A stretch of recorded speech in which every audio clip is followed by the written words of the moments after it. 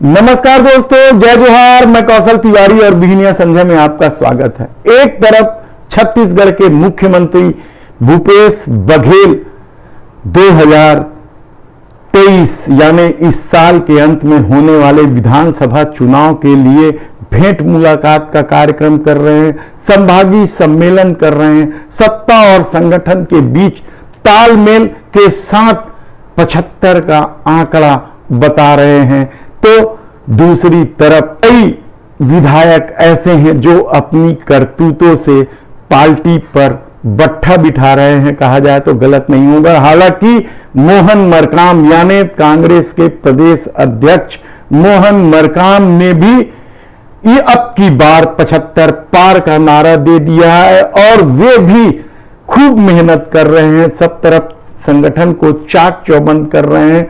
लेकिन छत्तीसगढ़ की राजधानी रायपुर में उत्तर विधानसभा के विधायक क्या चौतरफा बुरी तरीके से फंस गए हैं और उनकी कारगुजारियों से क्या दूसरी सीटें भी प्रभावित होगी? यह पहला सवाल इसलिए उठ रहा है क्योंकि कुलदीप जुनेजा हाउसिंग बोर्ड यानी गृह निर्माण मंडल के अध्यक्ष भी हैं।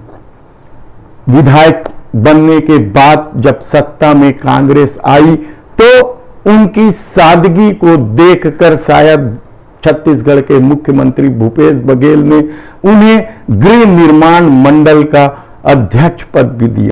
लेकिन अब गृह निर्माण मंडल में भी घपले घोटाले की जो चर्चा है, उससे क्या पार्टी की छवि खराब नहीं हो रही है? छत्तीसगढ़ लोक आयोग ने छत्तीसगढ़ गृह निर्माण मंडल के अध्यक्ष कुलदीप जुनेजा, तत्कालीन आयुक्त धर्मेश साहू जो इन दिनों आरडीए में जमे हुए हैं और उनके पास एक और विभाग है, हम उनके बारे में बताएंगे कि वे किस तरीके से जब गृह निर्माण मंडल में आयुक्त थे तो विवादों में रहे और उन्हें प्रदेश सरकार को हटाना पड़ा था। लेकिन वे भी इन दिनों रायपुर विकास प्राधिकरण में जमे हुए हैं। लोक आयोग को एक शिकायत मिलती है जिसमें ऑडियो टैप भी है और कमीशन खोरी का मनमाने ढंग से जिस तरीके से ऑडियो में सामने आया है वह भी कम चौंकाने वाला नहीं है।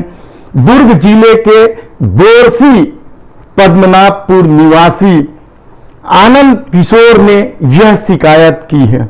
छत्तीसगढ़ हाउसिंग बोर्ड के अध्यक्ष कुलदीप जुनेजा और धर्मेश साहू पर गंभीर आरोप लगाए गए हैं और कहा गया है कि दोनों की मिली भगत से हाउसिंग बोर्ड में भ्रष्टाचार को बढ़ावा दिया गया है, कमीशन खोरी जमकर हुई है, हर टेंडर में नीचे के अधिकारियों व ठेकेदारों के ऊपर दबाव डाला गया है। अब टेंडर की दर 19-20% ऊपर स्वीकृति होने लगी है। हाई पावर कमेटी के सभी सदस्यों को मीटिंग के पहले फोन करके व्यक्तिगत रूप से बुलाकर ज्यादा दर को स्वीकृत करने के लिए कहा जाता है, ऐसा आनंद किशोर ने आरोप लगाया है। ठेकेदार अपने नुकसान को बचाने के चक्कर में मुंह मांगी दर पर कमीशन देते हैं। यह भी आरोप बेहद ही गंभीर आरोप है। जांच शुरू होने पर वे सारे सबूत आयोग के सामने देंगे, ऐसा कहा जा रहा है। हालांकि इन सारे आरोप को जिस तरीके से बाकी नेता या अधिकारी बेबुनियाद बताते हैं, उसी तरीके से कुलदीप जुनेजा ने भी इस शिकायत को पूरी तरीके से निराधार और बेबुनियाद बताया है। लेकिन जो शिकायतें हैं वो बेहद ही गंभीर है और लोक आयोग ने शासन को पत्र लिखकर किसी वरिष्ठ अधिकारी से इसकी जांच कराने की सिफारिश की है, पत्र लिखा है। ऐसी परिस्थिति में जब रायपुर उत्तर विधानसभा के विधायक कुलदीप जुनेजा फंसे हुए हैं तो क्या इसका असर भी उनके विधानसभा क्षेत्र में पड़ने लगा है? हालांकि इस संबंध में विशेष सचिव हैं आवास और पर्यावरण विभाग के जो विशेष सचिव हैं जनक प्रसाद पाठक, उन्होंने कहा कि रिपोर्ट मांगी गई है और इस संबंध में जल्द ही जांच की जाएगी।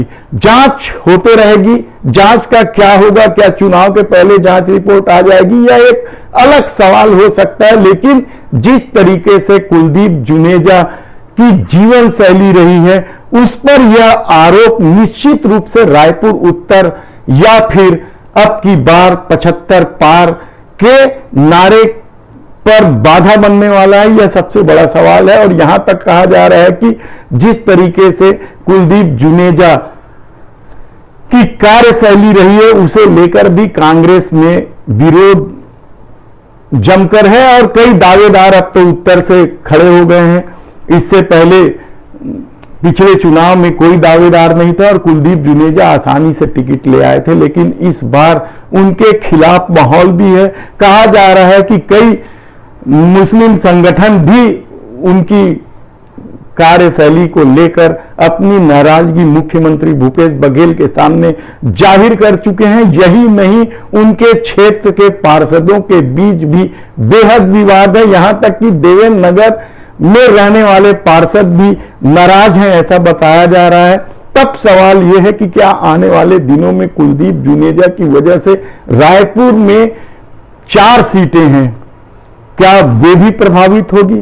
और भूपेश बघेल जो पहले ही भ्रष्टाचार के आरोप में घिरे हैं, कोयला घोटाला और शराब घोटाले के आरोप लगे हैं, तो क्या इस नए घोटाले से, कमीशन खोरी से भूपेश सरकार के चुनावी जीत पर कोई फर्क पड़ेगा? हम आपको बताते रहेंगे कि आने वाले दिनों में कुलदीप जुनेजा के को लेकर किस तरीके से वहां के लोगों की राय है, हम आपको विस्तार से सब कुछ बताते रहेंगे। लेकिन एक बात तो तय है कि फिलहाल कुलदीप जुनेजा बुरी तरीके से फंसे हुए हैं और देखना है कि वे इन बाधा से निपटने के लिए क्या कुछ करते हैं। धन्यवाद।